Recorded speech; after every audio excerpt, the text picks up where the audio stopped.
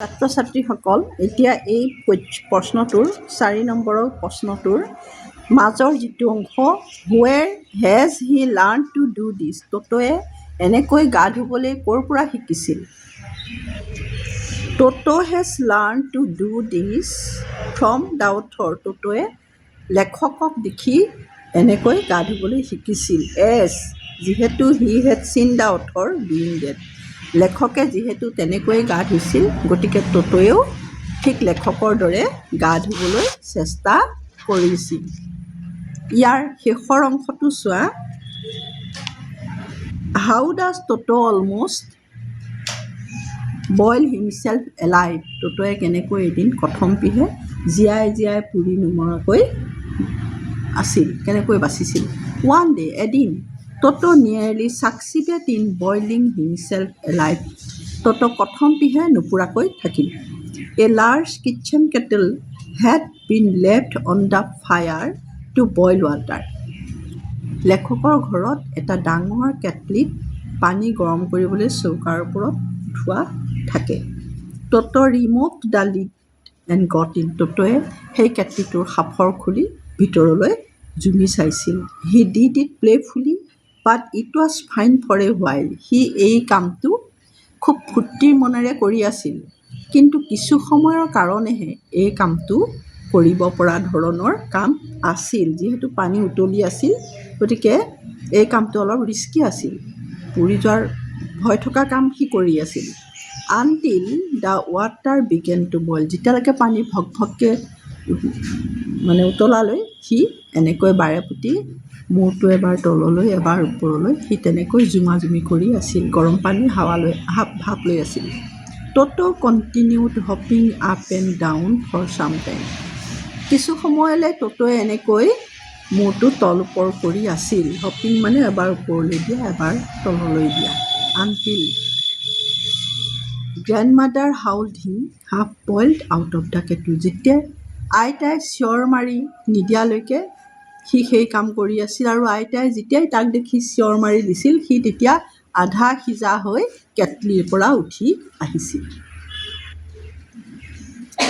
এতিয়া now we come to the last question নং 5 হোৱাই does the author চে লেখকে কিয় কৈছে যে Toto' was not the sort of pet we could keep for long আমি আমাৰ ঘৰত ৰাখিব পৰা ধৰণৰ জন্তু ট'ট' নহয় এই কথাষাৰ লেখকে কিয় কৈছে বিকজ এইটো কাৰণে কৈছে the author says Toto' was not sort of pet we could keep for long because কাৰণ ট'ট' থ্ৰিউ ডিছেছ ট'ট'য়ে কি কৰে ডিছবোৰ পেলাই দিয়ে দলিয়াই দিয়ে গ্লাছবোৰ দলিয়াই দিয়ে কাপ প্লেটছ এইবোৰ দলিয়াই দিয়ে এটচেট্ৰা ফ্ৰিকুৱেণ্টলি ধাৰাবাহিকভাৱে সি যেতিয়াই মন যায় তেতিয়াই সি সেইবোৰ দলিয়াই থাকে এণ্ড আৰু ব্ৰক দ'জ থিংছ আৰু সেই বস্তুবিলাক সি ভাঙে দলিয়াই দিলে ডেফিনেটলি সেইবিলাক ভাঙিব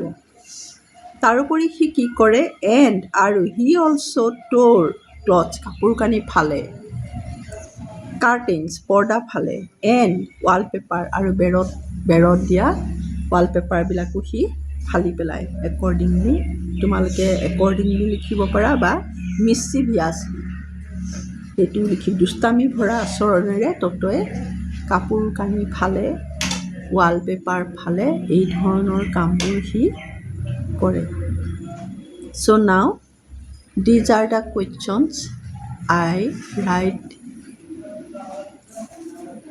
deliberately you see the video I hope you see the video and if you want to write from my channel then you pause the question answers video and continue to write thoroughly the question answers আশা কৰোঁ তোমালোকক এই ভিডিঅ'সমূহে উপকৃত কৰিব আৰু সহজভাৱে তোমালোকে ইংৰাজী পাঠ শিকিব পাৰিবা মই অসমীয়াত এইটো কাৰণে কৈছোঁ অৰ্থবোৰ অসমীয়াত যেতিয়া তোমালোকে ভালকৈ বুজি পাবা তেতিয়া তোমালোকে ইংৰাজীত লিখিবলৈ সহজ হ'ব মই ভালকৈ ফটো উঠাই দিছোঁ তোমালোকে পজ কৰি ল'বা আৰু দ্বিতীয় কথা, এই প্ৰশ্ন উত্তৰবিলাকৰ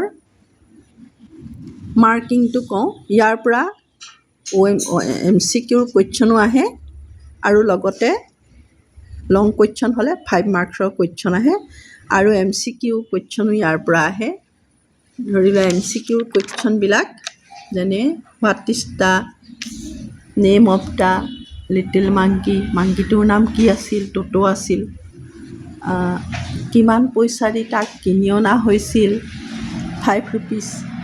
আৰু বিক্ৰী কৰোঁতে কিমান দি বিক্ৰী কৰিছিল? 3 rupees। আৰু বিক্ৰী কৰোঁতে তাক লষ্ট হৈছিল ককাদেউতাৰ, হয়নে? ককাদেউতাৰ চিৰিয়াখানাত কি কি জন্তু আছিল? টৰ্টইছ। নানা নামৰ গাধী এজনী আছিল আৰু এটা ৱাইল্ড কি আছিল? ৰেবিট এটা আছিল, বনৰীয়া এটা স্কুইৰেল আছিল, টেম স্কুইৰেল, কেৰ্কেটুৱা আছিল। এই ধৰণৰ জন্তুবিলাক ককাদেউতাৰ চিৰিয়াখানাত আছিল। গতিকে আৰু ট'টক দেখিবলৈ ধুনীয়া বুলি কৈছে। কিয় কৈছে? যে ট'টৰ চকু দুটা, তাৰ দাঁত চেলাউৰিৰ তলত তিৰবিৰাই আছিল। তাৰ হাতখন যদিও শুকান আছিল, সেই হাতখনেৰে সি অনেক কাম কৰিছিল আৰু তাৰ নেজডালে তাৰ শোভা বৰ্ধন কৰিছিল। মুকুতাহেন দাঁত নিকটাই সি হাঁহিছিল। এই সকলোখিনিৰে এজে হ'ল he was a good looking monkey, naughty but pretty monkey. These are the question answers. তোমালোকে আশা কৰোঁ সুন্দৰভাৱে চাই শিকিবা। ধন্যবাদ।